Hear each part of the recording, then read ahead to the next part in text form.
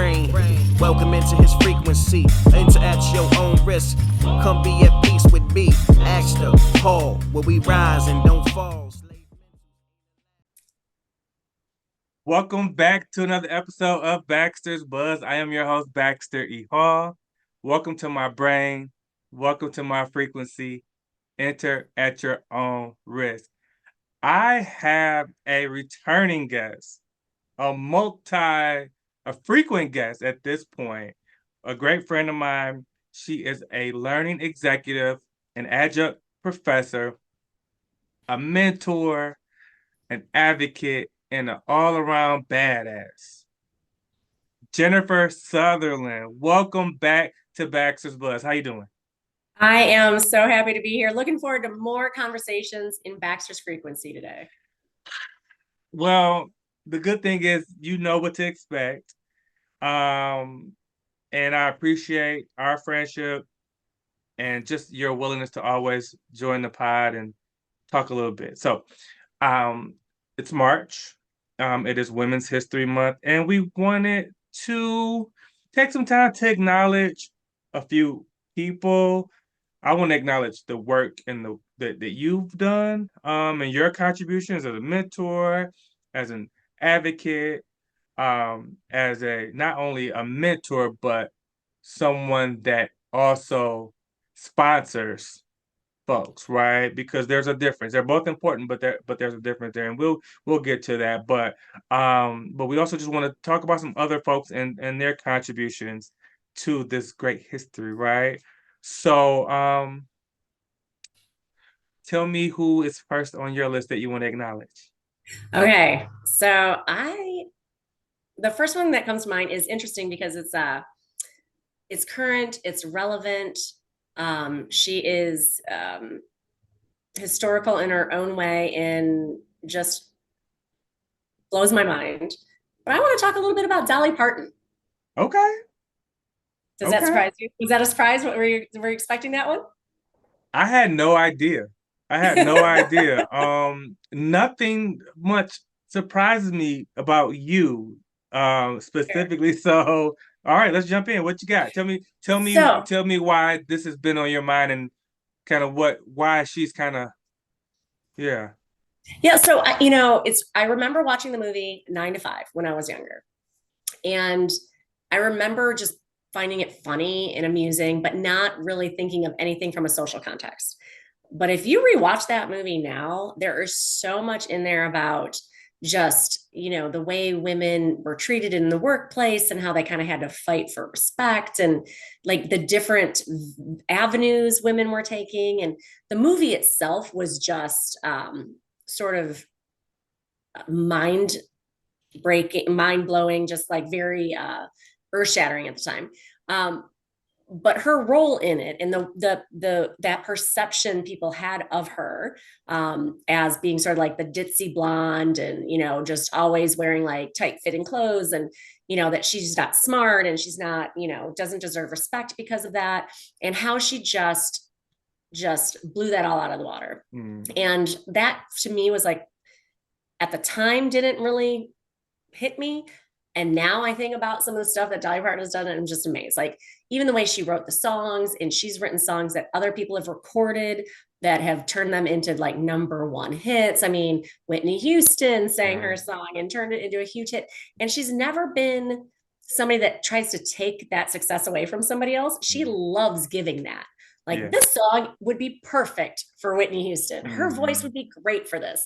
She doesn't go, well, that's my song. I'm going to sing it. And I want to take that back. Or, I just love that she is like supportive of other women, but that she's been like this really cool, like, I don't know, like visionary and like never has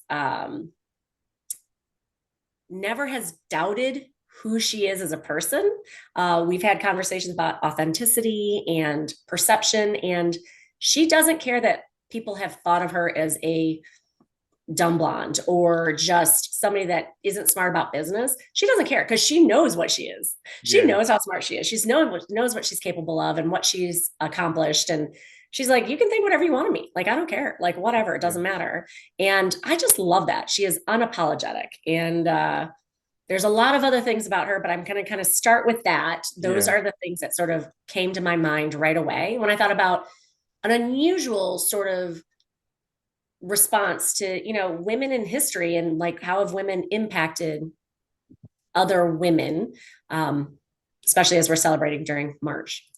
Well, I mean, it makes a lot of sense. You think about folks who have contributed. You think about pop culture. Um, the movie, yes, 9 to 5. It's been a while since I've watched it, but I am curious to go back now. But also, we were talking about, yeah, authenticity.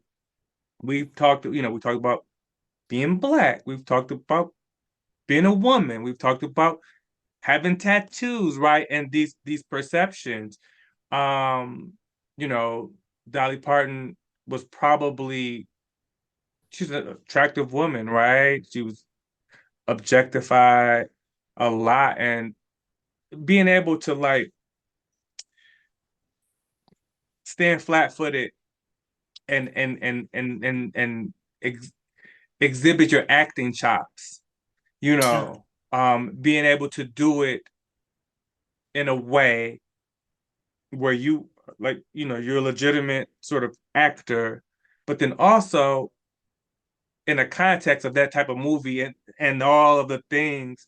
Yeah, I mean, as you said it, and I think about it out loud, especially for the time, it was a huge contribution to popular culture, right? exactly. Exactly. And she did it all with a sense of humor and a sense of humility. Like it was never an in your face. Her approach was different than, some other people that might come to mind for me. But I love that she helped people think differently. And one of the things that I actually just recently, I don't know, it was probably in the past few weeks, I saw a documentary about her. And it was really cool. One of the things that I didn't know is about her relationship with her husband. They've been married for many, many, many, many years.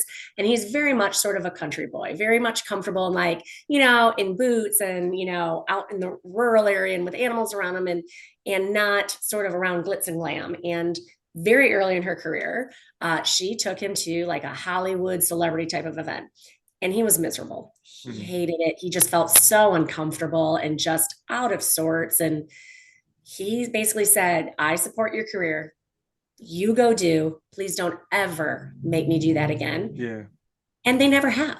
Mm. After dozens of years together, Yeah. she's never been like, okay, now try it. Like, what do you Yeah. think now? Or you want to do Yeah. it now? And Yeah. she's just let him be him and, live their life. They have their life together. And he's never forced her. He's never said, like, you need to quit this and I'm not comfortable with you doing that. And I respect that, how they both appreciate each other's their strengths and their personalities and how they balance each other. I just think that that is so cool. And when I saw that in the documentary, I was like, I love that. Like that It, is somebody who's strong and understands themselves. it's subtle, but it's important. It's super important. Whatever relationship we have with spouses, partners, and any sort of partnership, we have to give people space. Um, I don't know why this made me think of this, but I just watched the We Are the World I've been documentary. wanting to watch that. And so I mean it was a lot of stuff leading up to that day, but I believe it was Cyndi Lauper. She had committed to going, and then they had the American Music Awards was the same night. So this was before like cell phones, they were trying to say, how can we get all these people to record? And this is like the place where everyone will already be there. So they planned on getting together after the American Music Awards. Cyndi Lauper was one of the people who had committed, and she was like about to leave, and she goes, "Yeah, my boyfriend doesn't think this song is gonna be any good." And she's like, "I'm going, like, we're about to go hang out. Like, basically, I'm out." Right. And luckily, somebody like talked some sense into her, and the exact opposite of Right. what you just talked about, right? Right. Like was he just kind of hating, a little jealous, right? That he couldn't hang Right? out. Like he Come with wanted, us. We've got parties to go to yeah, we instead. got parties to go to. Yeah. By the way, every big star, Michael Jackson's waiting for you right now. But I'm sure this after party is gonna be like Right. That's what you're going to remember is this after party that yeah, nobody. yeah. So, Yeah. it's those subtleties. Yeah. Just giving your partner space and having the confidence, self-confidence to let people do what they do and and the spaces that they want to be. So that made me think of that. I love that. Yeah. There's two stories that I heard about that documentary. It's kind of not related, but that's fine. One was I heard that, and tell me if this is correct, that from that documentary that basically Bob Dylan was kind of struggling with his part and not really sure how to sing his part. And basically Stevie Wonder's like, you sing like this, sing like Bob Dylan, and kind of like did an impression of Bob Dylan. And Bob Dylan's like, okay, that makes sense. Like, I'll do that. Like, you know what I mean? Like, I loved that. Yeah. There were some really, I watched it with Zara, and she didn't know a lot of the people. She knew Michael Jackson, she knew Stevie Wonder, she knew a few folks.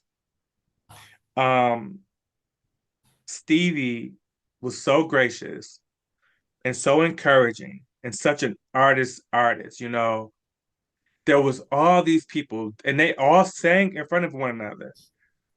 Dylan, there's some powerhouse, vocalists there. He is not one. He Right. did a lot of things great. He wasn't Right. but he had a place there. He needed to be there, especially with the message Right. that was being they wanted to articulate and how important his voice has been for the people in general. They cleared out the entire room and it was just Stevie and Oh, Bob Dylan. wow. Yeah, yeah. That's awesome. So everyone else just had to do their takes and retakes in front of everyone, but for that particular part everybody got out and it was just Stevie at the piano and Bob Dylan. That is Yeah, super cool. yeah. Fun fact about Jennifer in high school, a group of my friends and I, girlfriends and I, in our high school talent show, we decided to do We Are the Worlds. I think there's like 6 of us, maybe 7 of us. And yours truly was Stevie Wonder, right? Natural casting. It makes sense. Of course I was Stevie. I don't know who else was part of this ensemble, but I'm going with it. I'm gonna say yeah, for sure. Absolutely. Yeah. Absolutely. Natural casting. It just made sense. Yes, Um, yes. So back to Dolly, the other thing that I would say about her, and I think this is the one thing people think of her now, is how much of a giver she is, like just the philanthropy. She started giving thousands and thousands of books away. Like she was really doing something important when she created Dolly World, not because she wanted to create an amusement park in her name. It was to give jobs to people locally, to sort of pull other people up that were in the same area when she was growing up. I mean, she was one of like 13 kids. And, she has that song, the Multicolored Coat, because her mom literally had to like stitch together a bunch of other coats. And she is just such a giver. And I love that, like the sort of the undertone of all of that is about education and reading. My mom was a teacher. Obviously, I'm an adult educator. Just the idea of helping other people learn and how important it is. Like there's so much benefit to helping other people feel confident through their ability to learn things. One of the things my mom used to always do is she was a K-5 teacher, kindergarten through 5th teacher. So it was like different years every time. But the one thing she always did is she took those kids to the library to get their library card. And she always said, because it doesn't matter about anything else in this world. If you know how to read, if you know how to escape, if you know how to learn, there's so many things open to you. There's so many things we can't control, but that is something that those kids can have. And I just love that. So I think that sort of embodies, what Dolly is doing for people. I just think it's amazing. There's a huge correlation between being illiterate and like your probability of going to prison as a man. As a man specifically, obviously, when you talk about Black men, it's even more severe. But there's poverty. There is, it's connected to prison and just, but when you talk about the literacy rates and poverty, I mean, you're really just set up for failure, and not to mention the opportunity to escape, the opportunity to, that's how you learn how to write. There's a lot of times through your reading, and to be able to go somewhere, um, allowing a book to take you somewhere, talking That about mental escape, yep, absolutely. yeah, I mean, yeah, reading is something that I know we both love, but it can be taken for granted because, but it provides so much. It's like one of those veggies. It's like a superfood. You know what I mean? Like it does so It is. many It is. things. Yeah, yeah, 100% agreed. yeah. 100% agreed. Yeah. Yeah. So Dolly just came to my mind. I mean, there's so many I shouldn't say tradition, but so many other women I think are spoken about and brought up and celebrated. And when you mention the pop culture thing, it's funny when you think about Dolly Parton, she has a song out right now, like a remix with somebody that's on the like pop charts right now for 9 to 5. Like what a Oh, whole concept that I'm pretty sure it's a country star. To be honest, I don't okay. remember who it is. Probably should know that answer, but it's like on the radio right now, and it's like a remake of 9 to 5. I mean, how many years later? Like that, I love that. Yeah, yeah, and I He's still love, relevant. yeah, I love when people can pay homage and bring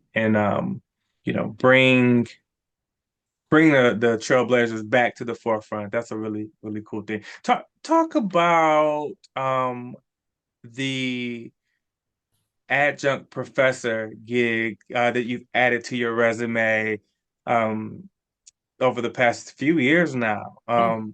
You're doing some cool stuff. Tell me the courses that you are teaching, and then how'd you get involved?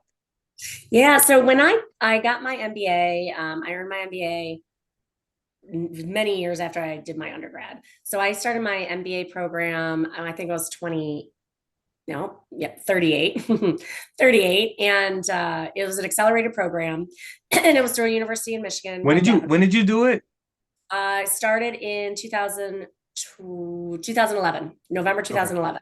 Okay. And it was an accelerated program. It was an executive MBA program. So it was basically, I think it was 7 or 10 week semesters. So they were super fast semesters. And there was like basically no break. So it was like that class ended, the next class started, the next Yeah. class. And I went through a cohort. So there's 4 other women in the class with me. And we met in the classroom like 2 of the weekends over that 7 weeks, maybe it's 2-3 weekends. And then the rest of the time was like online work, but we did have in-class sessions and I thrived. I loved it. My undergrad, not so much. So I was much more mature and ready for it when I did That's my right. MBA. And I loved it. And a few of the professors were like, you should consider becoming a college professor here. And I said, I would love that. But there was never an opportunity to do that same program. They never really ran that program again in that area. And at the time, there wasn't a whole lot of virtual training. Mhm. So it wasn't really an opportunity. And so it just kind of sat there. And then one of my professors reached out to me a few years ago to talk to his class, just kind of present about my world in learning and development from like a corporate perspective. And during that presentation, he was there, his boss was there, and his boss's boss was there. And at the end, they were like, so do you want to be an adjunct professor here? And I was like, yes, like I've been waiting for this, and went through some training, but I absolutely adore it. I've been doing it for a little over 2 years now. And mostly teach HR related classes. So general HR. I'm currently teaching a new class called negotiation. In fact, it's my first time teaching this class, and there's a reading exercises and cases book as well. Look at this. Yeah. So I am also, prepping, but that class just started and it is really interesting. So it's all about negotiation, conflict resolution. But I teach undergrad and graduate courses, and I I love it. It is all virtual. And it's asynchronous, which is interesting. So I'm not actually lecturing to the students while they're paying attention to me at the moment. I record some things, I post it. There's kind of a set curriculum, and I'm supplementing that curriculum. And then I go back and grade some of the materials and things like that. So it's been really, really interesting. And I've always thought of it as my one of my retirement sort of opportunities. Yeah. So when I'm sort of done with the corporate world, I can do this for other colleges and kind of on my own time. And it's really been a lot of fun. Well, and I'm not just saying it's like you, I mean, I don't like to use the word natural anymore because I think it's kind of dismissive. That's a whole other conversation. You have a natural, very conversational approach when you talk to people. And you are a teacher, you want to educate. When our first interactions were, you were a trainer at the company that we worked for, and you provided the sales training when I came aboard. And yes, you could tell like you knew your stuff, and you helped sort of sell it to us. And that, those foundation, those building blocks, the training, it was a lot. It was a lot of moving parts in a space that I didn't have a lot of experience in, but you made it easier because the foundation was built because of the training that you provided for us. And I don't know how successful I would have been without it. Well, I'll tell you, you were one of the only people in those, what was I there, 3 years, 4 years, that came to me on your own separately and not said, I'd like some additional like feedback, input, suggestions. Give me more ways to learn this. Let me try this a different way. How else can I absorb this information? What else can I do to understand this technology? Not a lot of people did that. You took a lot of ownership of that, and that showed. It came through. Like most people came out of that sales training like, all right, let me jump on those phones. I can do this without the humility of understanding you learned this much in those weeks. There's so much more to know. And you understood that. You wanted to learn more. And when you have a student like you, it's a lot easier and more fun because then we're kind of growing and going through that together. That's why I love mentoring in general. Having, when somebody is raising their hand saying, hey, I'd like to learn a bit more. I'd like to try this, or I'd like to learn, or be vulnerable, or, ask some questions. Like that's just, that's just a recipe for success right there. Well, I think for some reason I'm surprised every time you mention that. I don't think that's the first time you mentioned it, but it feels like it. Thank you for saying that. I'm a lifelong learner. I will continue to do that.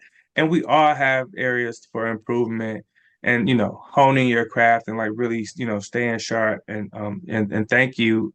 Thank you for that. And I will say this, before we wrap, one of the things that I enjoy most, you ended up in the sales manager role, and I ended up reporting to you for a bit. And again, maybe just this is why we are still close, just nerding out. Some of my favorite memories from that job was us sitting in the conference room dissecting these prospective clients and doing our homework. That's before we had many analytics to really go by, but we were trying to figure out different locations and employee numbers and how can we help and what solutions, and like all of the getting in the weeds stuff. I always enjoyed that part. And again, I think it goes back to the teaching, the brainstorming, the collaborative like effort, and it always brings a smile to my face. It's really funny. Like, I don't know, we talked earlier sort of about how different decisions you make and sort of like these paths. Like I just recently wrote an article that's going to be posted soon talking about like sort of the non-linear career path. And it's funny to me because I was in sales for 10 years and I wanted to transition out of sales into training. Yeah. I was like, I'm good at sales. I enjoy it. But what I really love is training. And it cracks me up. Like since then, I've been a sales trainer, a sales manager. I still have sales enablement as one of my responsibilities Yeah. now. Like no matter what, like sales is Yeah. just a part of who I am. And I think it's interesting how you can try to make all these decisions you want, but what you are naturally good at Yeah. Yeah. just will gravitate to you to create your success around you. It's amazing. Yeah. And you ain't running from it. Nope. Yeah. Yeah. I mean, yeah, because you're good at it and you understand it. You're one of the few people, and being in the sales role still, the whole theoretical approach versus like the real world approach. So there's always a little gap there, right? And it's like you like the fact that somebody can kind of speak from experience. It Yeah. just helps, you be able to provide a more like digestible sort of, program for them, right? There's still two things I use on a probably daily basis that I talk about from sales training. One is, and we talked about this earlier, allow your prospect to tell you no. Make it easy for them to tell you no. Yeah. Because most people are, intrinsically nice and don't like to disappoint other people. And so it might be hard for them to tell you, we're not going to go with your customer Yeah. or a company. We don't have the money. My boss said no, whatever the case is. Yeah. And so they don't want to tell you that. So you need to make it easy for them to tell you that so you can move forward, move past it, find out what the actual, objection is, if there is something else. But that's always something that's been very important to me. And I use that in my real life. Like, allow somebody to tell you no. Don't make it so awkward or uncomfortable that somebody can't tell you no. And then the other thing that I use all the time is the answer is always no unless you ask. Yes. Yes. See? The Yes. answer was just yes. Yes. You just said yes. You're absolutely right. We talk about the respect of your own time. I was talking to a group of young folks. They had started off at interns a couple years ago. They now work for Capnick. They're still just kind of, finding their way. And we just had lunch and we're just chatting back and forth. And it's like you're in this space where you don't want to really push them for a no because you don't want to be told no. And they don't want to tell you no because they don't want to be mean. And then you do this song and dance, and you're telling your boss, "Hey, I got this one on the hook," and they're the one person or the couple people that like respond to your emails and like pick up the phone for you, and there's this comfort there. But you're wasting so much time. You're wasting so much time, and it's nice, but it's really not efficient at all, right? No, it feels good. And maybe you'll become a friend with that person and maybe Yeah. eventually something might happen. But there's other customers out there for you to help that really Yes. need a little bit more of your time. And Yes. I have found, and I don't know if this is like still the case, sort of like with some other businesses, but the sales that I worked the hardest for were almost never worth it. Like the sales that are like the big sales, like the really good customers that'll give you references and like continue to grow and expand. And those are always so much like easier Yeah. because it's making sense. It works out like what they're looking for Yeah. and what you can offer, Yeah. your value proposition. Like it's funny in retrospect when I look at some of those sales and I'm just like, oh my goodness, how much time and effort I use for like this sale. And every year they put us in an RFP with 12,000 other people. And Uh-huh. Well, it's just funny. when you get a little bit of experience underneath your belt, you really value your time more, Absolutely.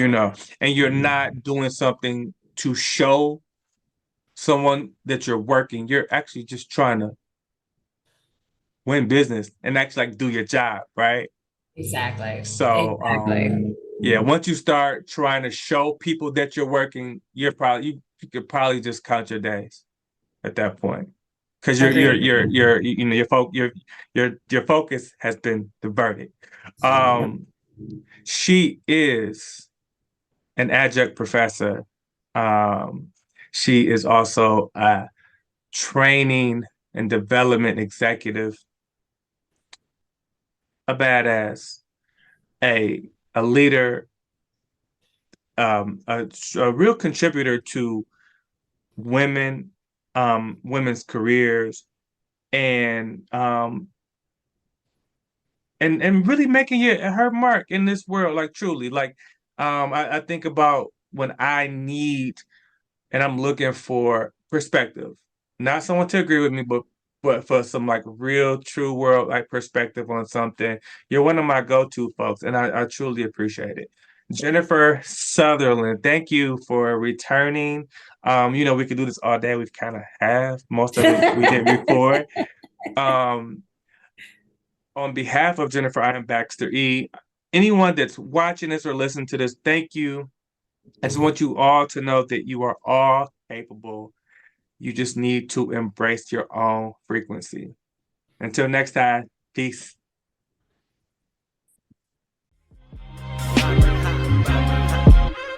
Welcome into his brain. Welcome into his frequency. Enter at your own risk. Come be at peace with me. Thank you so much for watching this video. If you haven't already, please hit the like button. Please subscribe, share, and also hit that notification button as well. Thank you so much. Financial literacy to authentic Black history. This real rap.